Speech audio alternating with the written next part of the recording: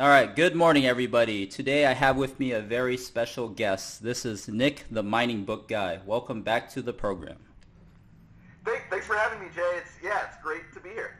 You know, for the past, I think, is it 2 or 3 years, every year around this time we kind of reconvene and we sync up and we kind of go over how the year's gone and various different investment ideas. So this year I thought it'd be kind of fun if we kind of just broadcast kind of our free-flowing conversation on a podcast and just kind of shared it publicly with people. Yeah, sounds great to me. Yeah, let's get into it. All right, so you want to start off with gold and silver, precious metals, kind of mining stocks, since that's kind of your bread and butter, and something that's kind of been going up a little bit lately, which is kind of eliciting more interest. As I'm sure you're well aware, across the various different forums and especially on Twitter, there's been a lot more activity lately with people tracking the gold story more, and it's even showing up. I saw some few articles on Bloomberg even. Yeah, you're right. It is always interesting to kind of track sentiment, and I'd say that maybe what's kind of stood out to me is very clearly some positive vibes just even in the last few weeks. I mean, maybe it's pretty typical going from a tax law selling season in Canada, North America at the end of December going into January. We almost always see this, but I would say for me something of note is that it's not super bullish. There's still kind of the whole idea of gold and silver prices have pretty clearly moved up, and some of the stocks have gone with them, but we haven't seen that huge surge yet. We also don't really have a consensus that this is going to continue through January, February, March, and that's kind of what's interesting right now. Is that we're still in the second week of January. We haven't had a full week of news flow yet because of the holidays. And so probably the next week or two are going to be very important to really solidify whether the rally is going to continue or whether there's going to be some hiccups. And so that's kind of what I'm on the lookout for. As far as your gut feeling goes, do you feel any different from this year versus years past? Because I know we talked kind of extensively back in the winter season of 2015, right before that massive surge in January 2016. I think that was one of those events that people will never forget because these stocks really ripped in kind of a blink of an eye, and there were some tremendous gains to be made. How do you compare this current rally, or is it more along the lines of let's say the winter of 2016 and 2017 when we kind of had the seasonality rally, but then it kind of sputtered out as kind of the new year progressed? Yeah, it's a great question, and I have been thinking in general this has been the closest year, or at least the end of 2018 going into the beginning of 2019 has been closer to the end of 2015 going into the beginning of 2016 than the years in between, because the bear market has felt so brutal, and that's a good thing because that's where we want to buy, near the bottoms. On the other hand, one thing that stood out to me is this more of a divergence between the precious metals right now and the base metals, and maybe we could even apply it to other resources than the end of 2015 and 2016, where it seemed like almost everything had bottomed out. So that's something I'm on the lookout for right now, where I can see those clear improvements in gold and silver, but copper, which I follow closely, that's still looking pretty negative here. Now, maybe literally just in the last week, that's starting to change too. But I think that's a big difference, is that we might not have this overall rally. We might not also see the optionality plays doing as well, where that was clearly the big winners. Particularly, I think we both remember the silver optionality. I mean, that was one where it's like, wow, couldn't miss. It doesn't matter how much of a garbage company it was. If you were some silver optionality play, you would be in one of the biggest winners. I think one other difference to note is that more and more people have talked about exploration versus, development plays over the last few years. And I think you could have made money in exploration at the beginning of 2016, but that wasn't your best bet. And that could still be the best bet even with the rally going into this year. So it's those little differences are important to note. I'm not as confident that there'll be kind of this overall rally, but still, this right now compares more to the beginning of 2016 to me than those other years in between.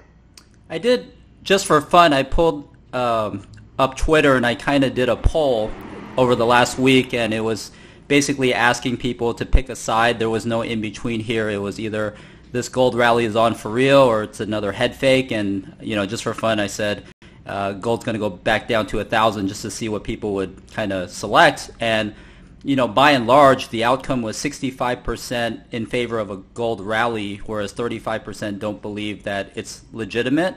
I know a lot of people, such as our friend Hedgeless Horseman, so I'll give him a shout out there. And myself, we've been kind of tracking the gold to silver ratio. It's kind of come down a little bit. It is kind of still in historically high levels. I think it's still over 80 as we speak, but it has started to come down. Silver has been looking a bit stronger than gold lately. Do you read anything into those type of indicators, or are you kind of searching more for, I guess, contrarian kind of indicators, because those are kind of the more obvious common ones that we look at? I think the indicators you just described are good ones, and you can definitely make a lot of money just kind of figuring that stuff out. I think that we tend to see those types of patterns with those ratios. But yes, I don't personally look too much at those.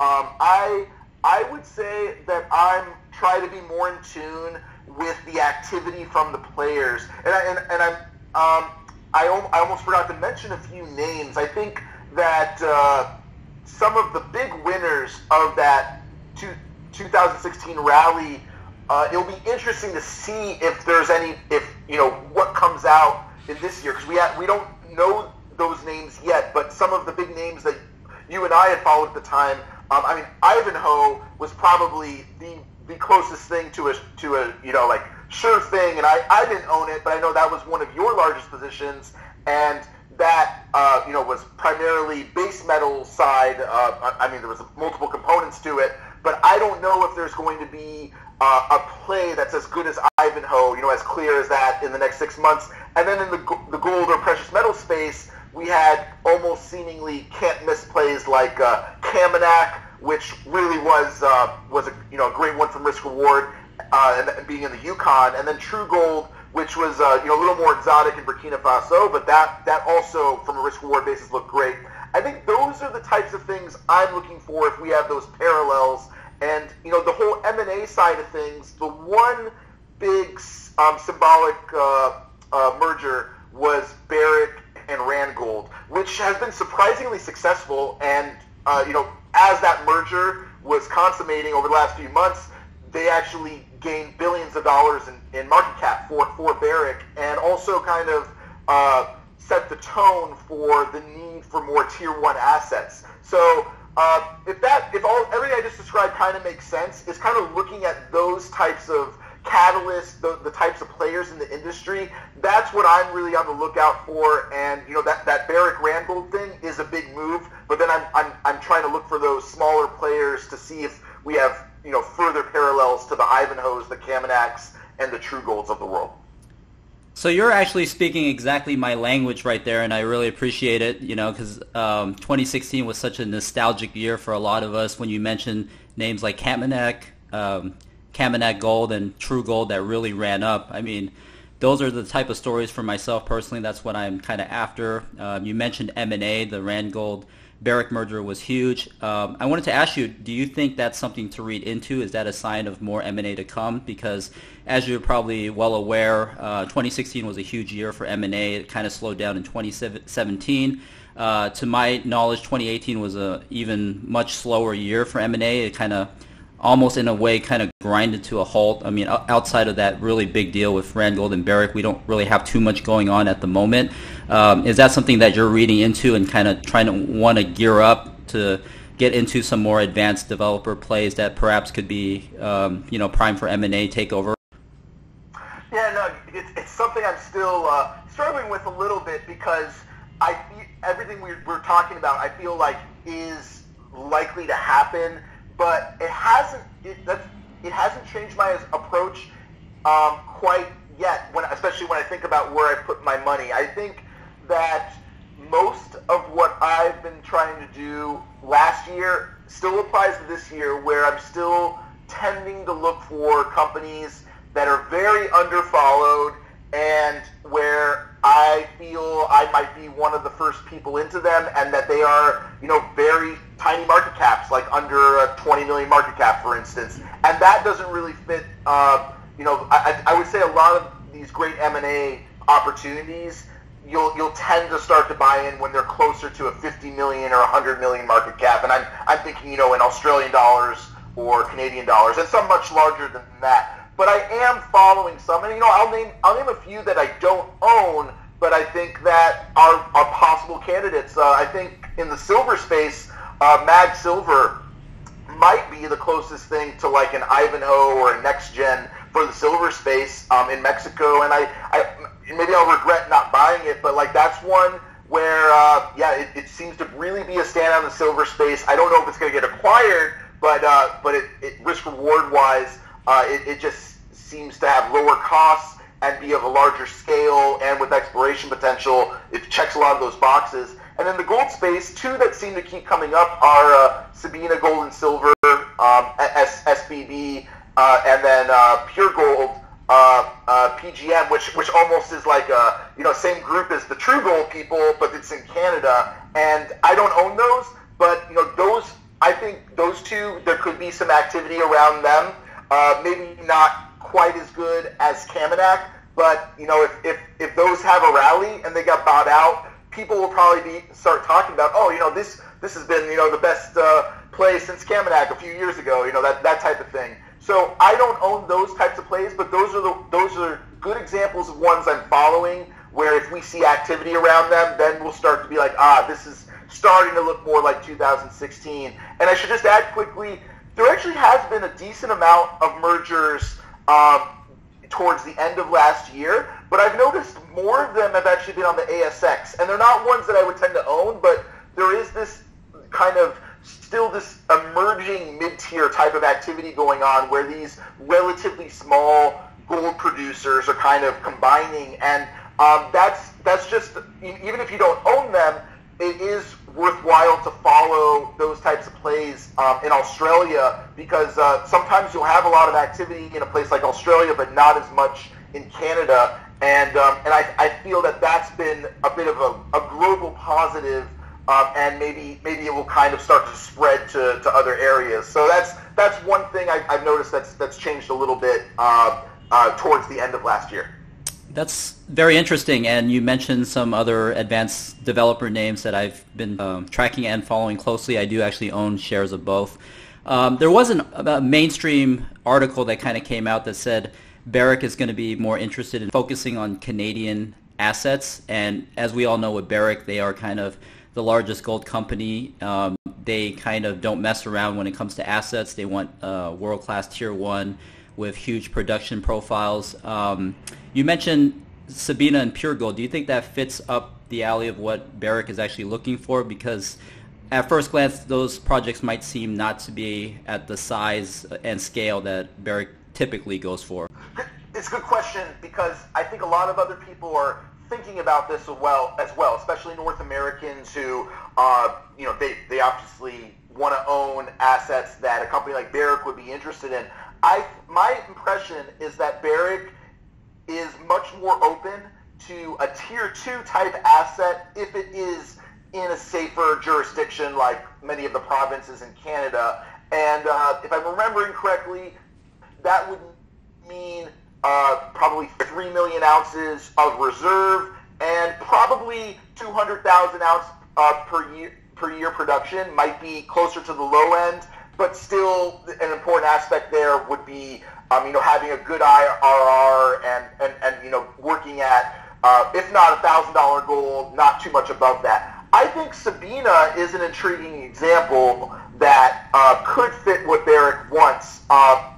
There'd be a lot of elements, I think, that are a stretch because not every company is fit for working in Nunavut, way up in northern Canada. Like Agnico Eagle, they're like the most natural acquirer because they do have experience working there. But I think Sabina is legitimate.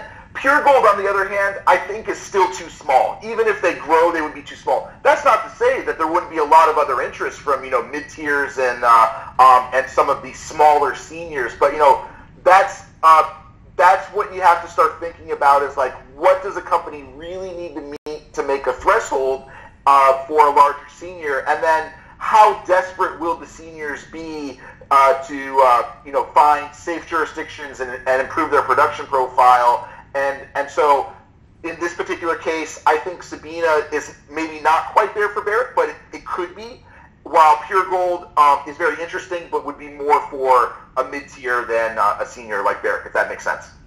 Yeah, those are some really good points. And even if it's not good enough for Barrick, the fact that, like you mentioned, it's in a safe and secure jurisdiction in Canada, it might actually entail well for these companies still to fetch a bidding war from the smaller companies, if not quite Barrick sized, and maybe the next tier down, which, like you mentioned, the Agnico Eagles, and then you kind of work down from there. But there are so many gold companies, and it's interesting if you read Barrick's take, where they say the industry is going to shape up and change dramatically in the future. There's far too many let's just say companies that are floating around, and just for efficiencies to maximize all that, they're gonna have to be a lot more M&A to kind of eliminate some of these companies.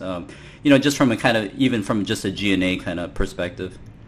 Yes, and I should add, I think the mid-tier space is particularly exciting because the last cycle, when we were looking at the mid-2000s into the late 2000s, this is fairly widely known, but there was an obsession with scale, and it didn't matter if it was, something was relatively low grade or, kind of marginal, because there was this expectation that the gold price or the silver price, but we'll say mostly the gold price, was going to keep going up. And so everyone was looking for these massive projects, but these days, the sweet spot might be more 100,000 to a 200,000 ounce per year production profile for an asset, and there are a lot of these mid-tiers that potentially can combine and create a lot of value exactly by removing the G&A. And so I think that's particularly exciting space right now because there are so many of those types of plays. While it's really rare to find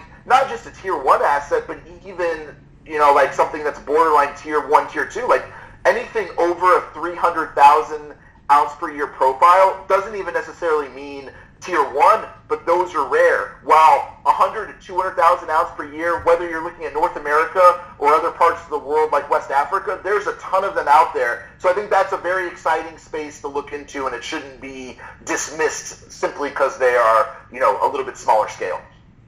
Yeah, good points there. Nick, you're well known for your expertise in Africa, particularly West Africa. Have your thoughts kind of changed or evolved over, let's say, the last 2 years or so? Or is that kind of your main focus still? What are you seeing out in those parts? Has the jurisdictional risks kind of changed over the years in any particular country? What's your take in general in kind of the Birimian Greenstone Belt region? Yeah, it's definitely still a focus, still very excited about it. I would say, though, a little more cautious, particularly about some of the developments. Unfortunately, terrorism is something that's been an issue in West Africa. It's been a known issue, but it has been spreading. And one of my favorite countries is one that I'm still excited about, but Burkina Faso, just in 2018, we've seen quite a few more terrorist attacks. But it also fits into exactly why I love looking at these jurisdictions, because I've seen more negativity from the few people, like that are commentators, whether on Twitter or CO.ca, following this and talking about, okay, there's some stuff happening, but I find typical is that they see a few terrorist attacks and they say, oh, this country's off limits, or, this is horrible. But that is not the case. In a place like Burkina Faso, you need to look regionally, and you'll very clearly notice that certain provinces or certain border areas are the danger areas. Now, yes, there are some mines or some development projects in those areas, and that is a big concern.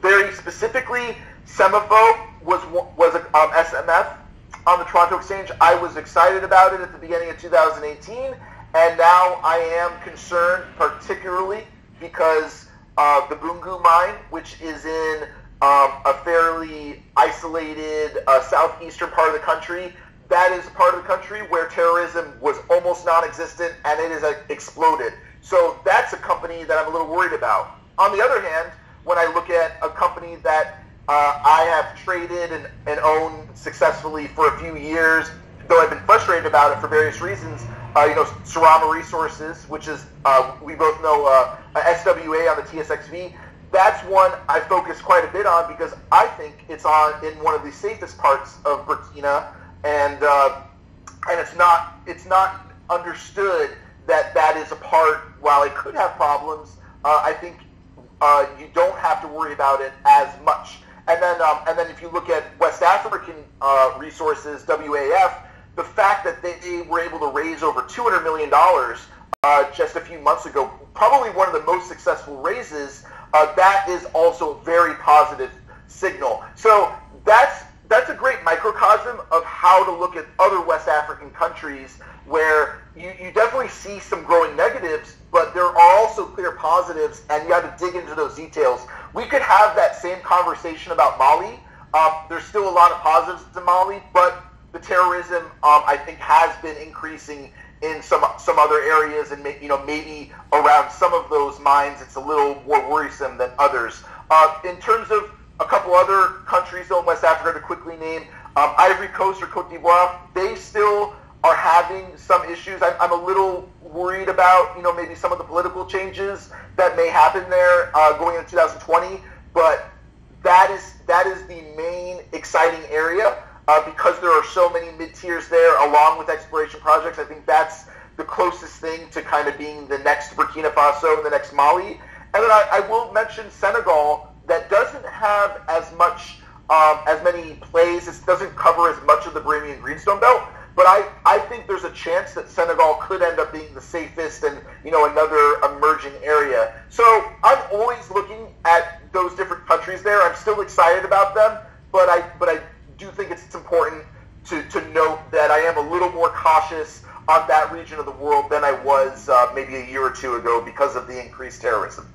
Yeah, there's definitely a lot of nuances there that people probably have to look out for, and that's where it helps a lot to have more experts like you come online and kind of share your thoughts, because you're someone who definitely puts in a lot of time and research into all these things, and you can't kind of treat any particular geographical location kind of one and the same, and you kind of have to know the details.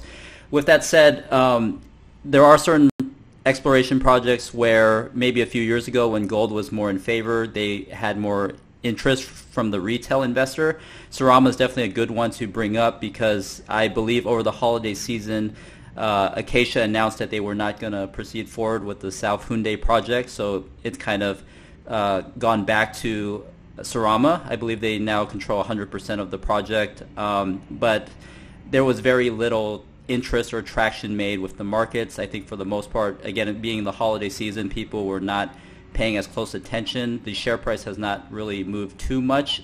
What's your take on that particular news event that took place late last year?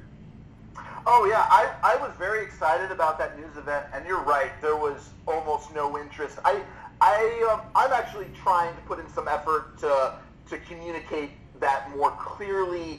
I think it's tough because that whole situation was fairly complex, and the attempt is to simplify the situation by removing Acacia from the picture, but the deal itself has inherent complexity because Sarama needs to pay Acacia. The nature of the deal is that they have staged payments to get back 100% of the South Houndé project. Now, they they have a payment that will be due. I think it's $750,000. I'll verify that later. But the market might believe that they need to make that payment immediately. I, spoke to management, and I know for a fact that that payment will not be required until the deal is finalized. It's possible that deal will be finalized in a month or two, but it's also possible it might not be until April. And I think the key is Sarama does need to raise money, but it's not a desperation raise. I think there's a lot of options on the table, and so I personally want to try to communicate that more clearly. It's somewhat understandable that the market doesn't get it, but on top of that, a lot of West African-focused news just doesn't get much attention anyway. So I can understand the market not getting it, but that's the key, is that this is going to look much better for Sarama, once it's communicated more clearly in future PowerPoints and this deal is eventually finalized. But I think the main thing is the market doesn't understand that even if Sarama needs to raise money, it's not a desperation situation. And once the deal is finalized, it's going to look very positive, because they're not paying all that much to get back 100% of this project, and they'll be able to show that not only is this whole project going to be interesting to another, a different mid-tier like Acacia or even, a larger company, but they could, if they wanted to, do a small-scale, profitable project. But I don't want to jump ahead too much, but I think it's understandable why the market doesn't get it yet, but I think it will at some point in 2019. It's obviously still pretty early stages with Sarama Resources and their projects that they've delineated to date, but after taking back control of South Hoon, do you think the game plan moving forward is to try to sell off the project? Because as we already discussed, there's a lot of gold companies in that region. One that gets highlighted a lot is Kaminak Gold, since they're kind of next door with the Golden Hill project. Or do you think it's kind of to change the focus back to more shallow drilling, since with Acacia walking away, it becomes, I guess, less imperative to drill an enormous resource at depth? Is it more kind of just reshuffling back to kind of drill out as much free digging, kind of near surface oxide gold, or is it something else entirely? That's a great strategic question. That's exactly how you want to be thinking about these things. And really the answer is both, because what was so important is that Acacia, because they were mostly owned by Barrick. The history is a little complicated, because it used to be called African Barrick, and then they named it Acacia to look a little different. But when it came down to it, the scale necessary for Acacia was closer to a Barrick. I would say large tier 2 to a tier 1 is what they were looking for. So they really had a threshold where they wanted a 200,000 ounce per year plus production profile at low cost, and their interest was mostly looking at expanding the underground and the sulfides. Of course they liked the oxides too, but they probably knew that the oxides were limited. Because of that, the last year and a half, and because of various other reasons, Acacia was not really working on those oxides. Because Sarama is getting back 100% of the project, the minute that they have control, they will want to drill. So my guess is at some time in 2019, before we get back to the rainy season in the middle of 2019, there will be some type of campaign to drill out more of those oxides, which I think is great, because just adding 50,000 or 100,000 oxide ounces greatly increases that potential for a smaller scale heap leach project, or even a CIL project, just terminology for what Sarama could do on their own. But that does not at all dismiss the possibility of a Teranga or some other mid-tier. I mean, whether it's Semifo or someone else in the area, or not quite in the area yet. And so I think it's very important that Sarama communicate to the market that those two options are available. And while I'm not the biggest fan of a small-scale project, I'm supportive of what I think could be somewhere between a 50,000 and 100,000 ounce per year production profile, which is still significant, and that's not necessarily something that a mid-tier would want to see, but because they are so close to these other mid-tiers, like a Teranga, that's the value of being in a hot area. Like, people can say whatever they want about the negativity of West Africa, but this part of Burkina Faso, you have all these different companies that are kind of bunched together, and it's neat because it means that Sarama, even with a couple smaller deposits, those deposits are close enough to the neighbors that they could end up being add-ons to what their neighbors have. So, it's a complicated story if you haven't been following a company like Sarama, but all it does is just add to the different, by having these different options, I think it adds to the value. And so a year or two down the road, Sarama could be a success story as a standalone project, or it could be a success story as being acquired by one of these mid-tiers. And definitely the market doesn't get it right now, and this deal with Acacia is what's leading to those possibilities.